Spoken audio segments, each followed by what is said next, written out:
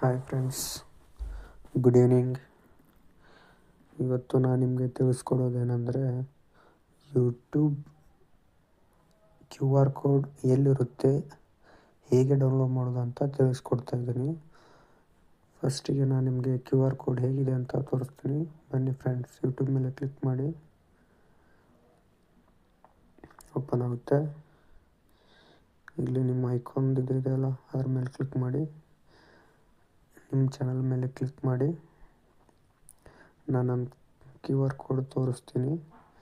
ಇಲ್ಲಿ ಕಮ್ಯುನಿಟಿ ಇದೆಯಲ್ಲ, ಇಲ್ಲಿ ಇರುತ್ತೆ. ನಾನಿಲ್ಲಿ ಹಾಕಿದ್ದೀನಿ.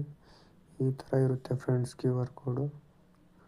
ನೀವು ಇದನ್ನು ಎಲ್ಲರೂ ಶೇರ್ ಮಾಡಿದ್ರೆ ಸಬ್ಸ್ಕ್ರೈಬ್ ಮಾಡಬಹುದು ಆರಾಮ್ಸೆ. ಈ ಥರ ಸ್ಕ್ಯಾನ್ ಮಾಡಿದ್ರೆ ಓಪನ್ ಆಗುತ್ತೆ ನಿಮ್ಮ ಚಾನಲು. ಇದು ಎಲ್ಲಿರುತ್ತೆ ಅಂತ ಬನ್ನಿ ಫ್ರೆಂಡ್ಸ್ ಹೇಳ್ಕೊಡ್ತೀನಿ ನಿಮಗೆ. ಸೇಮ್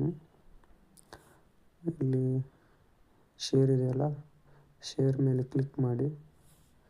ಇಲ್ಲಿದೆ ನೋಡಿ QR code, copy link quick share QR code ಮೇಲೆ ಕ್ಲಿಕ್ ಮಾಡಿದ್ರೆ ತೋರಿಸುತ್ತೆ ನಿಮಗೆ ನಿಮ್ಮ ಪೇಜ್ನ, ನಿಮ್ಮ ಚಾನಲ್ನ QR ಕೋಡ್.